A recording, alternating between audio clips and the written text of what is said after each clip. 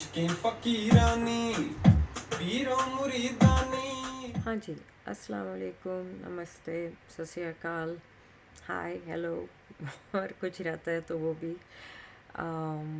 Last video जो मैंने डाली थी, आई होप आपको पसंद आई। I think it was a short. हम लोग क्या कहते हैं, मेरे जो हस्बैंड हैं उनकी मदर जो है वो अकेली रहती हैं, तो हम उनके साथ जो है टाइम स्पेंड करते हैं। कैमरा में हमेशा कंफ्यूज हो जाती हूँ।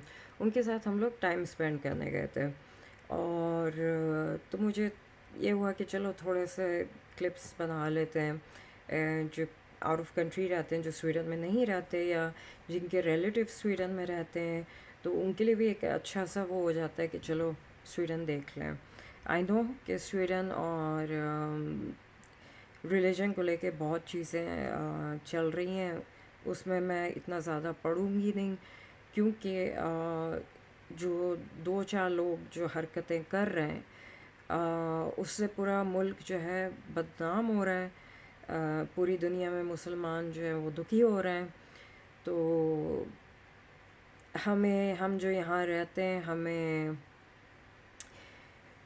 इस बात का कोई प्राउडनेस नहीं है कि स्वीडन में जो हुआ है वो ठीक हुआ है। और चलो मैं तो मतलब फॉरेनर हूँ, मैं स्वीडिश लोगों की बात कर रही हूँ कि they are not happy, are not happy.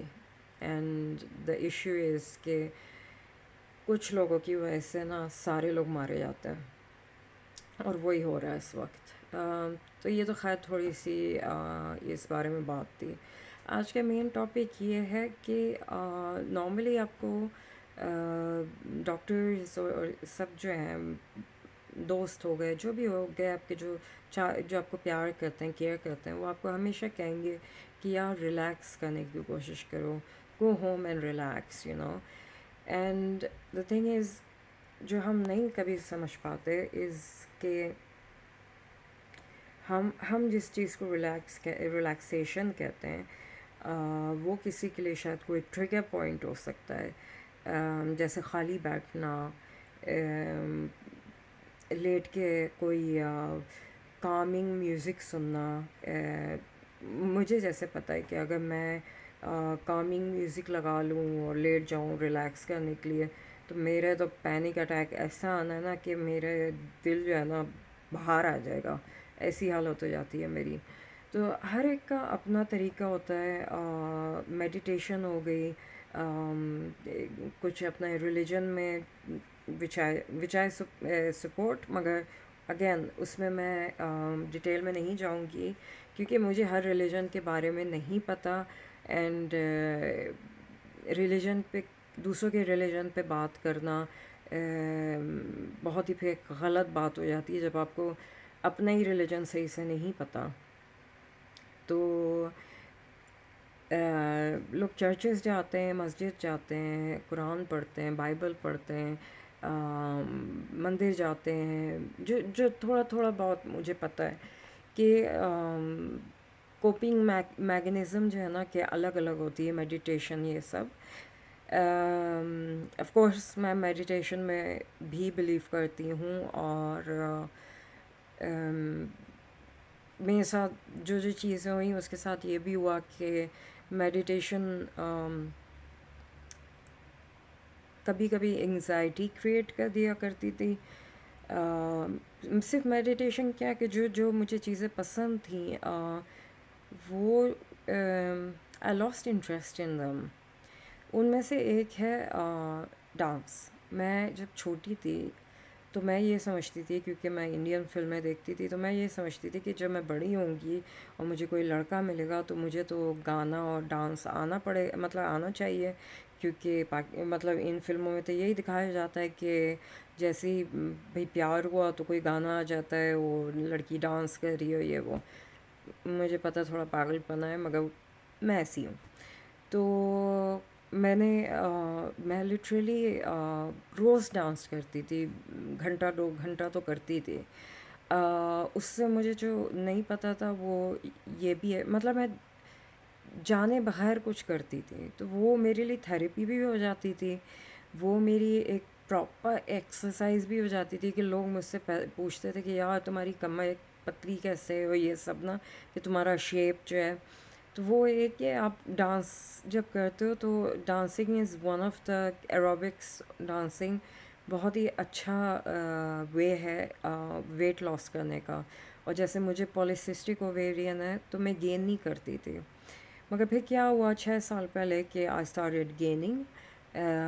फिर मेरी अम्मी को कैंसर का डायग्नोज हुआ, उसके बारे में भी मैं एक अलग व्लॉग बनाऊंगी। अल्हम्दुलिल्लाह अभी वो ठीक हैं।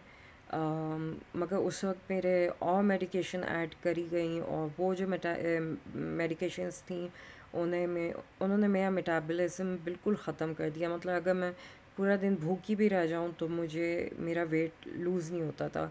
और शुगर क्रेविंग्स जो हैं मेरी रूफ पे चली गई थी। अब आहिस्ता आहिस्ता वज़न जा रहा है, मगर क्योंकि इतना बढ़ा लिया है तो इतना बढ़ाने में इतना टाइम तो जाएगा। पर मतलब ठीक है, कोशिश करते रहना है। ये नहीं मैं कहती कभी कि मोटापा कोई बुरी चीज़ है। हाँ, जब आपकी सेहत पे अफेक्ट होने लगे ना तो फिर मोटापा वाकई बुरी चीज़ है।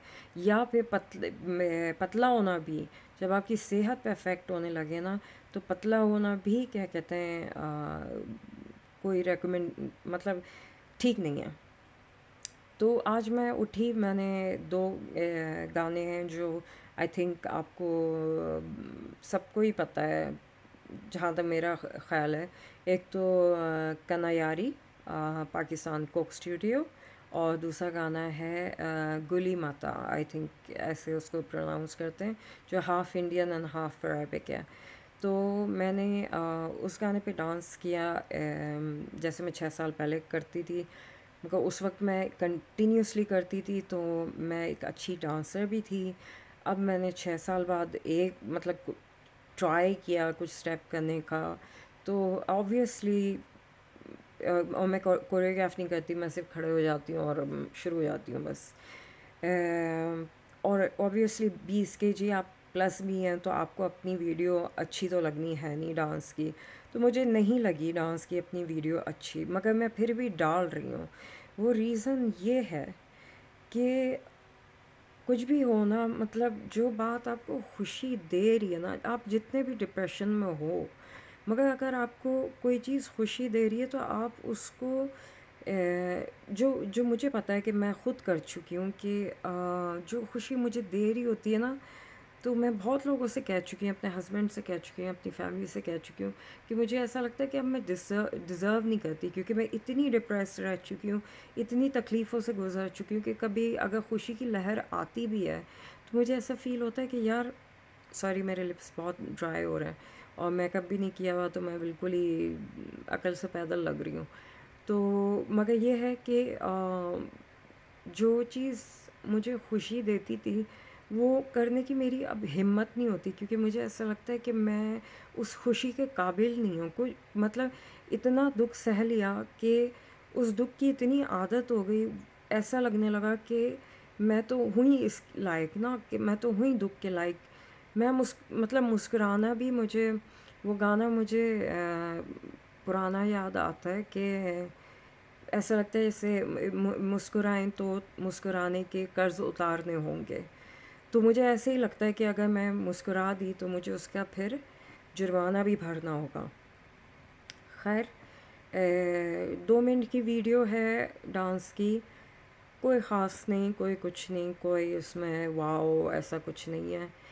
सिर्फ क्या फीलिंग मैं आपको बताना चाह रही थी कि कोशिश करा करें कि अपने आप को इतना इतना अम, इतना पनिश ना करें कि जो छोटी छोटी आपको खुशियाँ जो चीज़ देती हैं आप उनको भी छोड़ दें। जैसे मैंने छोड़ा वह है। आज बस एक ऐसा दिन था जहाँ मैंने हिम्मत कर ली। अम, और जैसे मैंने कहा, जब मैं छोटी थी मैं काफ़ी अच्छा डांस करती थी, क्योंकि ऑफ़ कोर्स आप रोज़ 1-2 घंटे ट्रेन करोगे, आप में आता तो है ही कि आप इम्प्रूव तो करते ही हो और सालों तक करोगे।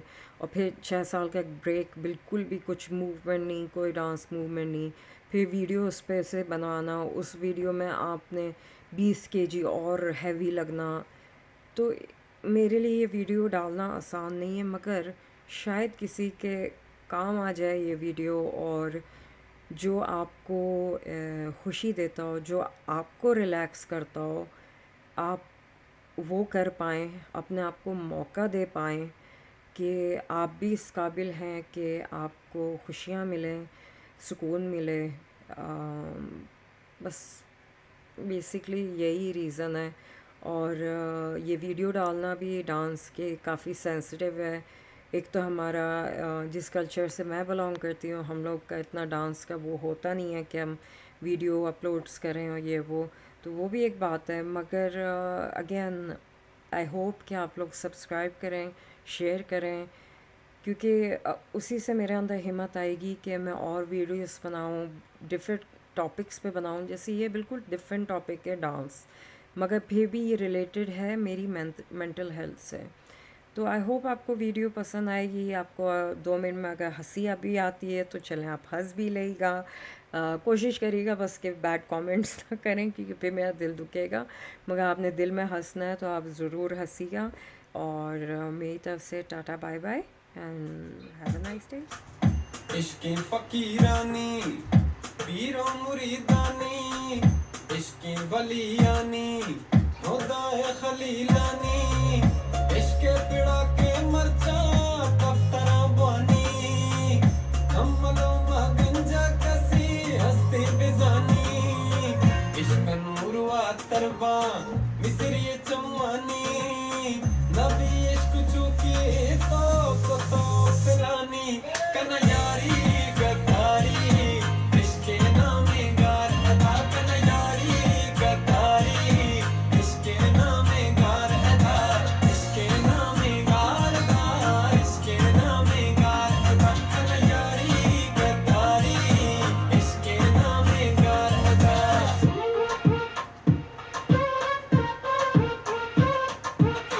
Magi dost goda dost त्याचे फायदे रोज वजन दोस्त राहा हमेशा निरादे मन होता साथ ते टोक मजा